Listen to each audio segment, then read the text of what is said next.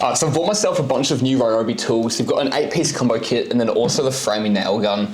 I'm pretty excited to open up these boxes, have a look at these tools and check them out for the first time. So I think it's only fitting that we do start with the combo kit first. We'll have a look at everything in here and then at the end we'll make our way over to the framing gun. But the first impressions of this combo kit before I even open the box is unreal. We've got 2 handles from a carry bag that stick out through the box, meaning that when I'm carrying this box around, I can hold it by the handles and I don't have to awkwardly grip underneath the box to try and carry it. So this combo kit costs $700 AUD, which is remarkably cheap compared to any of the trade brands, such as Makita, Milwaukee, and DeWalt. So Ryobi is obviously a DIY brand, and I'm still blown away by the prices. I haven't had much experience so far with Ryobi tools, so I'm really excited to open these up and see what the quality's like. So straight away out of the box, we do have 2 carry bags, and the bags themselves seem like the good quality. They seem very heavy duty. We've got some very big heavy duty zippers on the top of them too. And it's actually a relief to get a combo kit where all the tools do fit in the carry bags. A lot of the other brands that I've bought combo kits from will give you this huge duffel bag to carry tools, but you can't fit all the tools into it. So I don't know which tools are in what bag, but we'll start with this one here. And straight up we can see a blower and then a lot of tools covered in cardboard. In terms of the air blower, it's probably the most basic tool around there. Sometimes you can pick up a tool and you can automatically feel if it feels like a good tool or if it feels like cheap plastic. I actually really like the feel for this. It's going to say a lot more when we do get into testing these tools and see how capable they are, but it is a nice feel for the leaf blower. We've got a few accessories. This is a saw guide for our circular saw we'll get to soon. This here is going to be our first proper tool. And this is our reciprocating saw. So straight away, I'm trying to pull the trigger. There is a safety switch at the back here, which you do have to hold that down to press the trigger. Once the trigger's pressed, you can release it, but there's no way to lock that in. So you can just keep pressing the trigger, which is good. It's a good safety mechanism. I don't think that's going to be too awkward as long as your thumb's there to press it. It's in a bit of a high spot, so on the other side of the tool, you can't grip it and press it at the same time. So I've used Recipros a lot in my life. A lot of other brands don't have this safety mechanism here. I think you can get away with not having the safety for a reset. It's the same as your jewels and impacts. It's not going to be a super dangerous tool with a blade at the end here, unlike a circular saw or a grinder, but it is good that they have the extra safety in it. The feel for the tool is nice. It's got a good hold. I feel like you can get some good strength in there trying to cut something.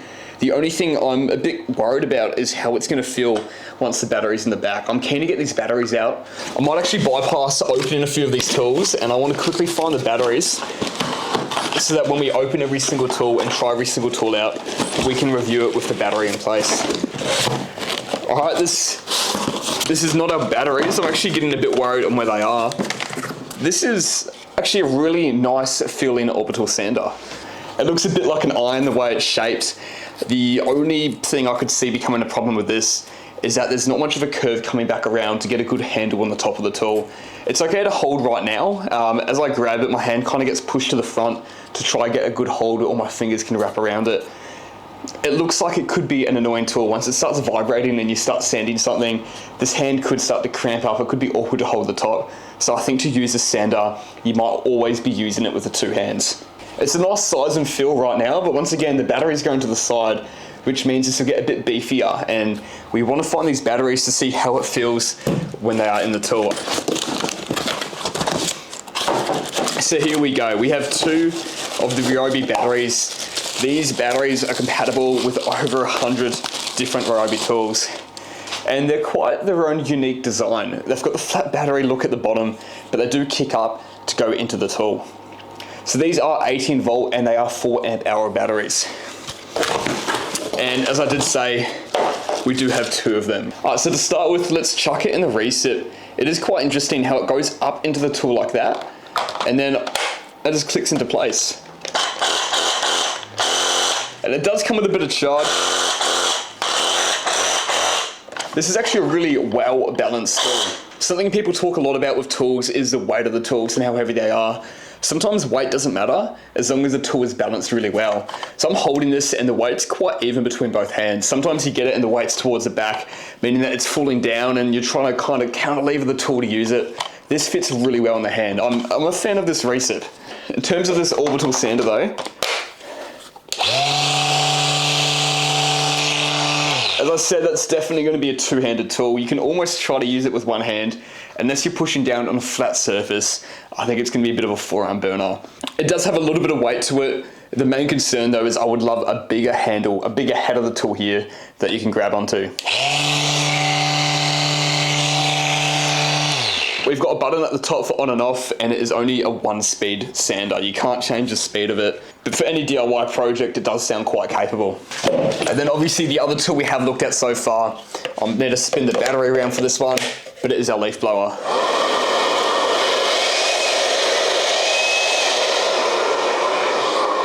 So we do have 3 speeds at the top, and it sounds like it does pick up.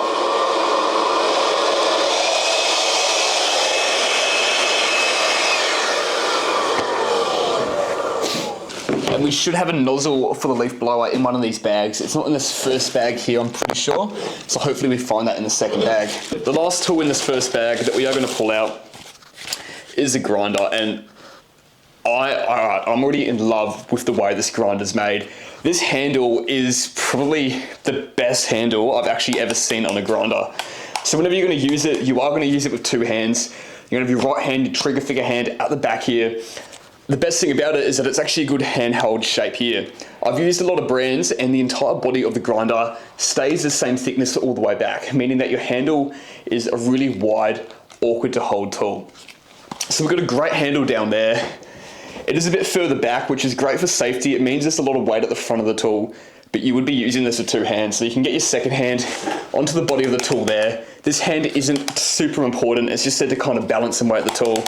I actually think this is the best designed grinder in terms of usability and safety. It does have a bit of weight, as I said. I do want to put that out there. It does have a bit of weight, and it feels a little bit heavy unless you got the 2 hands on it, which you should have anyway. Obviously, sorry, I'm forgetting. You will have a little handle that goes into the side of the tool there, and actually, once you get the handle in, we'll find that handle and put it in a second. But once that handle's in place, I think this is actually one of the best designed grinders I have picked up. So we can see in the grinder, there's a slot for the handle on that side and on the other side too. So depending if you are left-handed or right-handed, you can change which side it goes on. And the main body of it is completely flat, so it's not like it's made to suit right-handers. So I'm gonna screw that in. And that's awesome, that's a really good grinder setup right there. So awesome, that's the first bag done. I'm gonna move this out of the way for now. We've got a bit of a look of all the tools we've already unboxed here. They are looking great down here on the table. But what we wanna do is pick up the second bag and let's get into the rest of the tools. So straight away, I'm opening this up and we do have the drill and the impact driver. First thoughts, I kind of just skipped through the drill, but the first thoughts on the impact driver is that it is quite a large impact driver. Most of the time you'll get your drill and the impact driver is quite condensed. They are quite similar in size. The drill is just a little bit bigger. The drill itself is actually surprisingly really light. We'll throw the battery in there. It is quite light, to be honest. Adds a bit more weight once you put the battery in. As you can imagine with the DIY tool and the price on these, we're not getting a crazy amount of power out of it, but it sounds like it will do the trick for most DIY jobs. We'll pull this battery out. I want to throw it into the impact driver. This probably is the heaviest, biggest impact driver I've ever picked up. It does sound a tad more powerful than the drill. Once again, you can't really get a lot off the sound of the tool. The drill could be more powerful than the impact. We'll have to test it later in a separate video. This impact also comes with a 1 speed, but depending on how hard you press down the trigger, you can adjust the speed.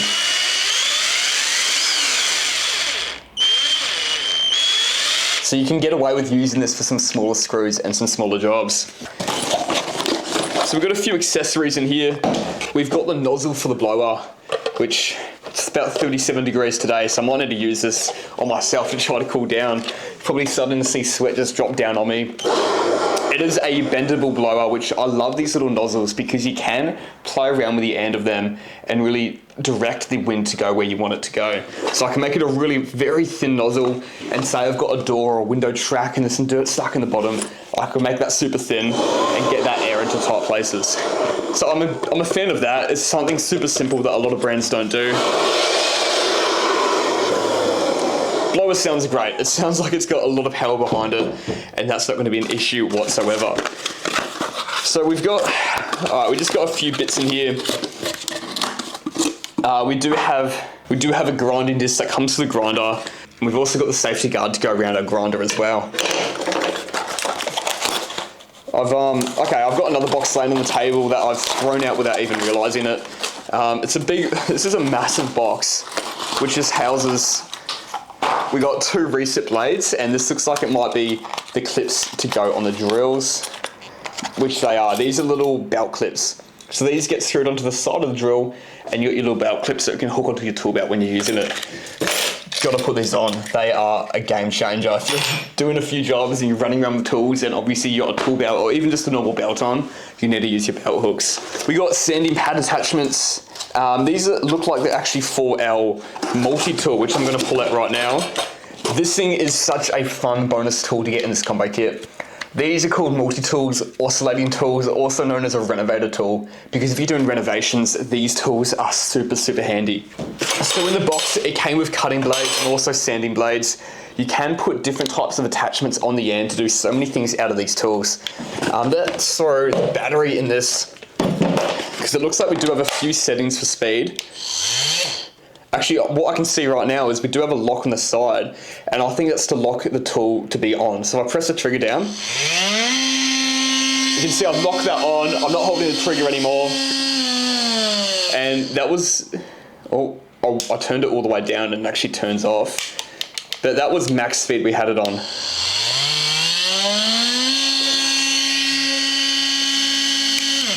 It doesn't have a lot to it, but it is a very handy tool. You never know when you're going to need it, but when you get this odd job, and you're going to do a small cut or just fiddle around with something, these become super, super handy. Honestly, if you even get a combo kit that doesn't have a multi-tool, I recommend getting a corded one. You just want to have one on you if you're doing any jobs. It looks quite weird though. This is quite a long and skinny oscillating tool. It's nice that I can put it down and it stands up with the battery. Now the last thing we got here, and actually it's all good to go, that's surprising. We've got a blade in the circular saw, and they've given us a spare blade which we pulled out of the bag before. This is quite a funky feel of a circular saw. So it has a 150mm blade in the saw. We got quite a high handle at the top here as well. So once again, we do want to throw the battery in this tool. It goes in the side of the tool there. And looking at the design, once the battery's in, it kind of fills out the shape of the tool. We got a bit more cardboard in there, but let's turn this on and give it a listen to. Wow, okay, that's definitely why it sounds a bit weird. I got completely pranked. Someone's probably laughing at me right now, but this saw blade we have in it right now, this is a bit of cardboard. I honestly just skimmed my eyes over it. I didn't even look at it, but this is just a bit of cardboard in where the blade's meant to be right now. No wonder it sounds so funky. I'm shocked that I didn't notice that. What we can see, we do have an Allen key at the back of the tool that is used for changing the saw blade. We have a few depth adjustments too. If I unscrew this at the back, our whole base plate comes down, which changes the depth of the blade cutting our material. So it starts on the max depth, which looks like it's just past 45. We're looking at about 47mm, and it goes obviously all the way down to 0. So you can always hit that base plate up very slightly and just take a few millimeters out of the work. We've also got another dial at the front that we can loosen to rotate the base plate sideways. And it looks like it goes all the way up to 50mm if we want to get those bevel cuts. Obviously, since it's just a 50mm blade though, once you turn that to 50mm, not much of that blade sticking through, so you won't be able to get a deep cut into your material. Anyway, the one tool I'm probably the most excited to have a look at though is this framing gun. Let's pull this over here into the spotlight. And this is one I'm super excited to have a play around with. And this actually comes in its own carry bag as well, which is awesome for storing everything. So let's pull that out, let's get rid of that box. I am dripping with sweat right now. The AC is on right next to me. Sorry, the AC was right on next to me and I had to turn it off because it was a bit too loud for the video. It is 37 degrees today. It's one of the hottest days we've had this summer. And as soon as I turned that thing off, I've just started sweating everywhere. All right, so we do have just a protective cardboard box in this box. This thing looks awesome.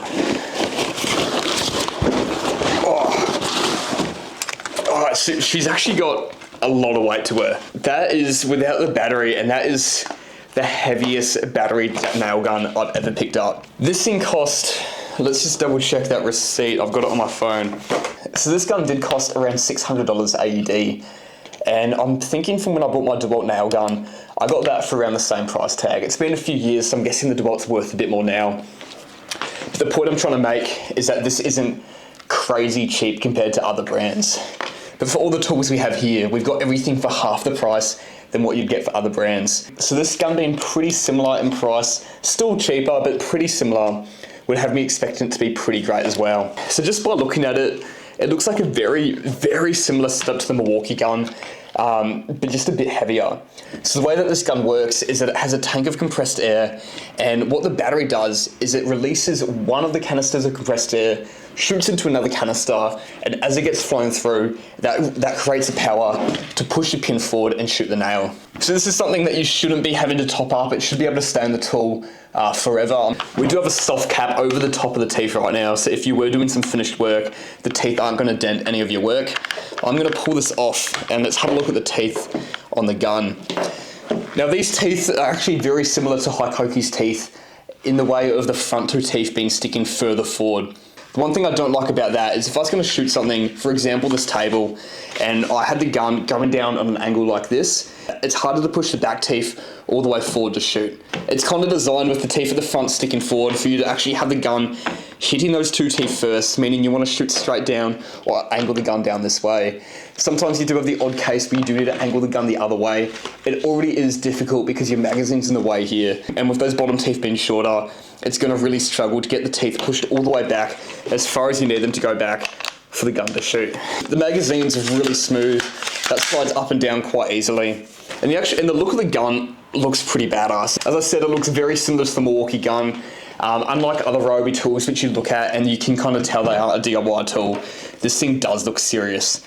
I'm keen to do a review on this in a separate video, test it out, but from the weight of this tool, the price of the tool and how it's looking, I'm expecting some big things from this nail gun.